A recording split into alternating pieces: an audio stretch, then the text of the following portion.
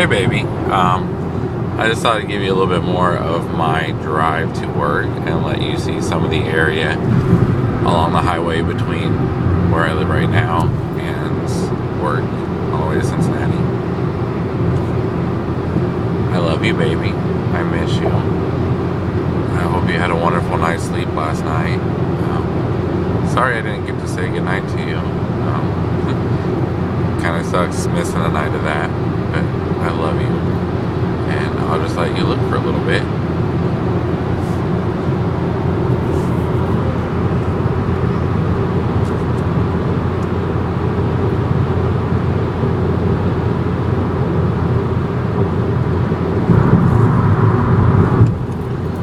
When I actually get to something cool to show you, I will show you. There's a couple things up here that I'll point out to you. As you can see right now, just lots and lots of trees.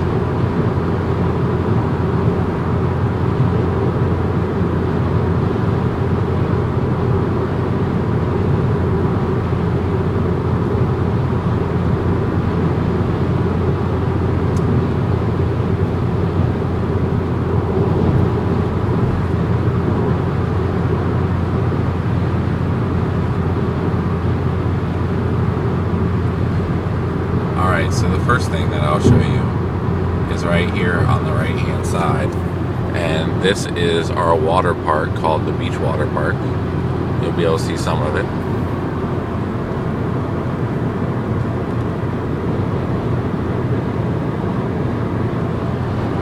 I don't know how much you saw, but for the price, it's a pretty cool water park. Lots of water slides. And then in just a moment, on the left-hand side, we will have kind of our equivalent of Lagoon, our big amusement park. So as soon as we get past some of these trees over here, you'll be able to see that. Although right now I'm a little worried because there's a truck right beside me, so I have a feeling that he might be blocking some of my view. So I'm going to get into a better picture lane. I'm not sure that it's a picture lane, but it is for me. And hopefully as I drive through here, on the left-hand side there, you can see Kings Island, our amusement park. The first part is just the amusement park. And then a little bit further down here, we have our water park, which I'm not sure how well you'll be able to see the water park back there. But it is back there somewhere.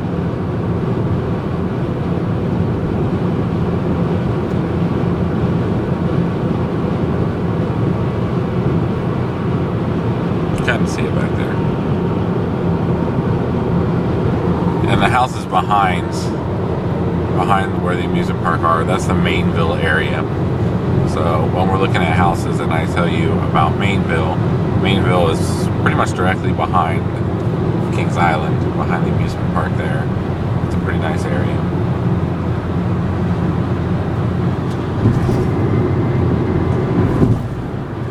I'll go up just a little bit further. I won't make you suffer through watching too much of my drive to work.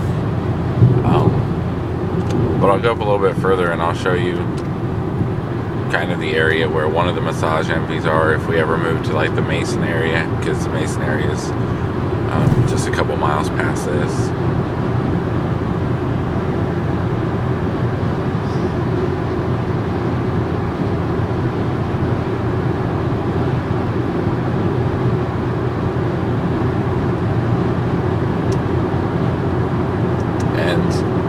After Kings Island, about 5 miles, when I tell you that we get to kind of the exit where Mason and Massage Envy are, that's when we really start getting into the suburbs and everything that leads up to downtown Cincinnati.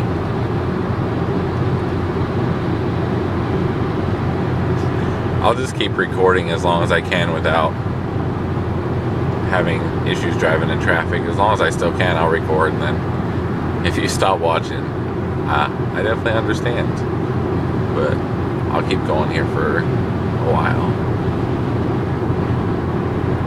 The good news is traffic isn't too bad so far this morning. Hopefully it's good because I have to be to work early for a triage meeting, which is like startup meeting that we the entire department sends one person from each group, and They talk about any issues for the day, any outages for the system overnight, any problems, any changes that are going into the system today. And so we have to give status reports of anything that's happening with our team. Luckily, nothing's happening with ours, so I don't have to say anything. But I do need to be there by 8 o'clock so I don't miss the meeting.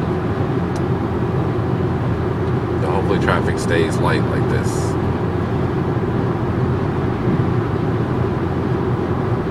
Alright. So right now, on the right hand side and on the left hand side, we're coming up on the Fields Erdel Mason area. Really good area, really good schools. Without a bunch of traffic, it's about 20 minutes to work. But it's also the spot because you're starting to get into the suburbs and towards downtown that when traffic time does start to come to rush hour, this is the point where it starts to back up a little bit more. But on the Mason Fields Erdel exit, that road that this dumps onto is the road that Massage Envy is located on. It's about 3 miles down the road, so off that exit.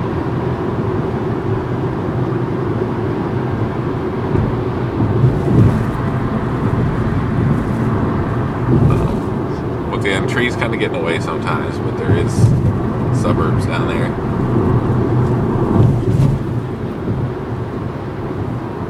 There's some nice condos and houses back there. A little bit further right behind where Massage Envy is, there are some nice ones. Random bale of hay in the middle of the road. That's always a good thing. This is also where that deer took off across the road and was just a couple cars ahead of me. And I told you about that one morning. At this point, this is actually where I started recording my video yesterday, right around here. I'm not sure why the urge suddenly hit me then, but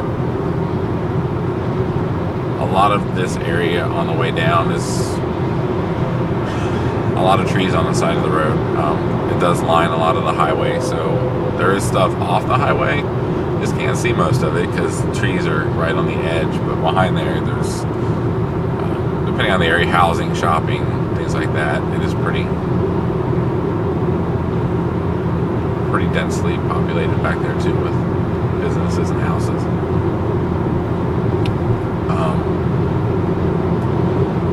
Right here we have I-275, which is the circular highway that I told you about when I was getting really close to the airport, and I said that I was out of Indiana and then I was in Ohio and then I was back in Indiana.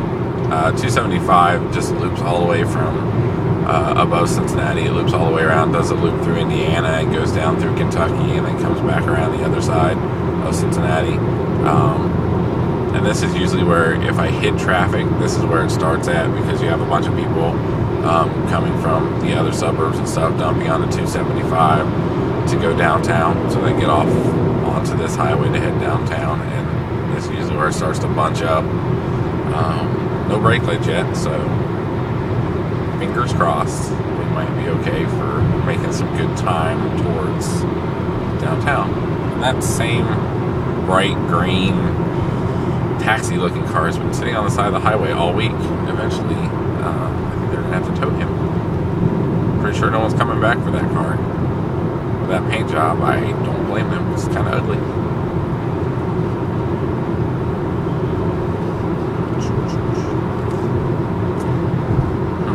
If I can't think of anything good to show you along the highway because of all these trees, I guess what I would have to do instead to entertain you while I continue to drive is maybe sing you a song again. My voice is a little scratchy this morning, so if I do sing to you, it may not sound super great, but being the amazing girlfriend and woman that you are, I know that you appreciate my effort anyways. We have some stuff on the right, some buildings. I know that you'll appreciate it even if my voice is a little scratchy.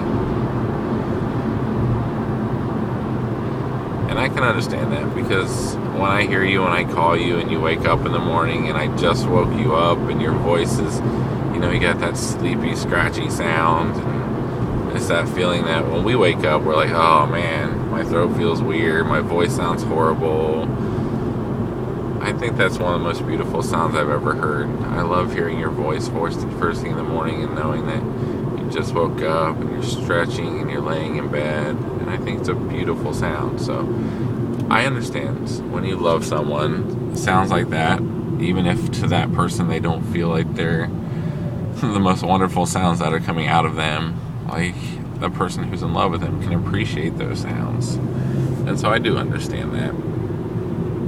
I do appreciate that you find the things that I say or when I sing. I appreciate that you find them beautiful, and it does mean a lot to me. And I don't know if my iPod is going to last all the way down unless I plug it in, because I just got the 20% battery warning. So I'm going to plug it in. So if it looks weird for a second, I'm trying to plug in.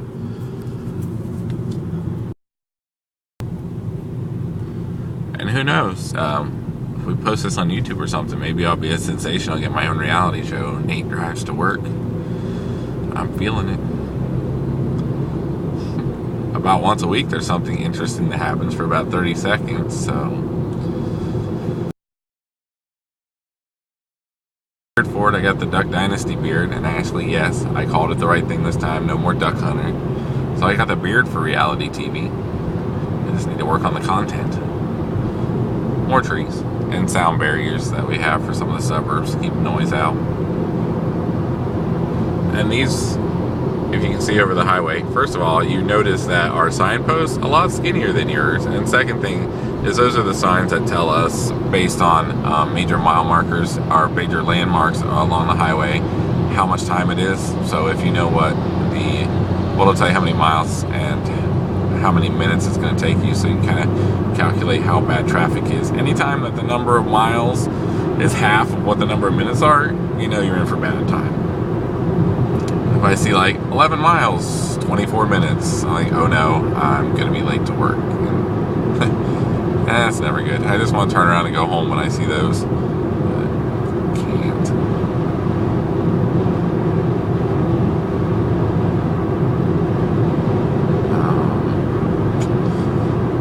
Trying to think of, well, I'll hold off on singing for a minute, because there is one more thing that I'll point out coming up here on the right. It's a place that I spend not a lot of time, but if I want to go shopping, or I'm doing Christmas shopping, or I'm looking for,